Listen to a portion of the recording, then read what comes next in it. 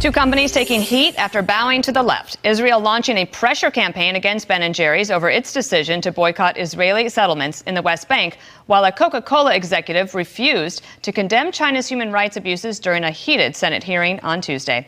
Ben Shapiro is author of the new book, The Authoritarian Moment, and host of the Ben Shapiro Show on the Daily Wire, which gets me back and forth as I walk to work and listen to you every day. Ben, what do you think about this Ben&Jerry situation? I know that in theory, you've been against boycotts, but this time, what do you think?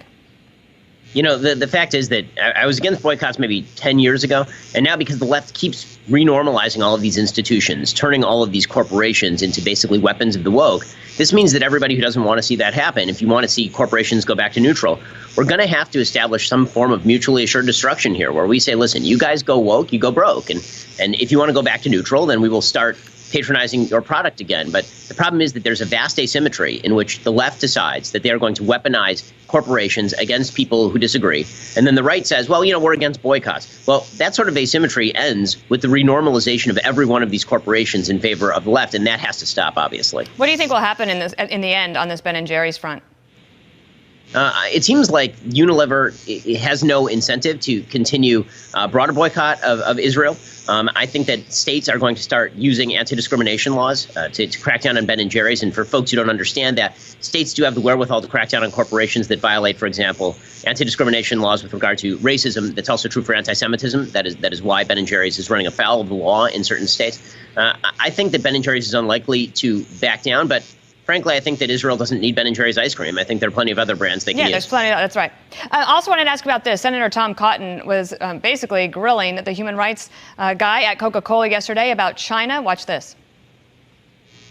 Senator, we stand up for what is right across the world. We apply the same human rights principles in the United States that we do across the world. Every single one of you refused to say a single word, by all appearances, that will cost you one bit of market share inside of mainland China. Thoughts on that, Ben? I mean, that's obviously true. The great lie with regard to opening China is that it would moderate China if we opened our markets to them and got them to open some of their markets to us. Instead, China very clearly, under Xi Jinping, sees the opening of the markets as a weapon to use against American corporations, converting American corporations into propaganda outfits just to guarantee the market share. You can blame corporations for that, but in the end, it's going to have to be governments like the United States government, like the governments of the EU, that unify and isolate China economically. Otherwise, corporations are going to be in a sort of race to the bottom in terms of value because they frankly can't afford not to do business in China if all of their competitors are. It reminds me of one of my favorite sayings. If there's a race to the bottom, somebody could win it, indeed. Also wanted to ask you about this. National Review wrote why they hate Ben Shapiro and us, basically saying if you pay attention to the left's pundit and intellectual class, the people they hate more than anyone, the targets that really raise their blood pressure, are conservatives who are educated, conservatives who are well-spoken or well-read, conservatives who speak the language of the upper middle class. Ben, you have a new book out, The Authoritarian Moment. What are you trying to get across to here that might be driving the left a little crazy? I mean, the basic point that I make in The Authoritarian Moment is that everybody, right, left, and center, with the exception of the far left, feels ostracized and isolated in modern American society. You say the wrong thing, you end up basically wished into the cornfield. There's going to be blowback to that because the institutions have been taken over. Nearly every major American institution has been taken over by the left. The people on the left don't really like when you notice this. They would prefer that we all focus in on members of the authoritarian right who represent a pretty small contingent.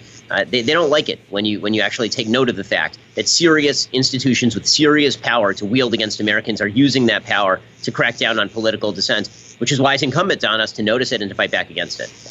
Maybe a quick thought from you about the new, apparently the mask mandates could be coming back?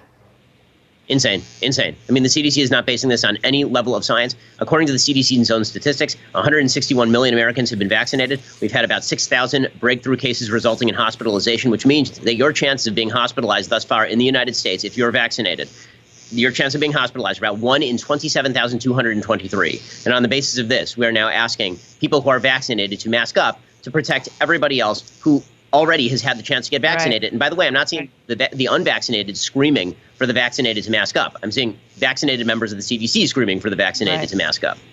Ben Shapiro, good luck with the book. We loved having you. I hope you come back. Thank you. Thanks so much.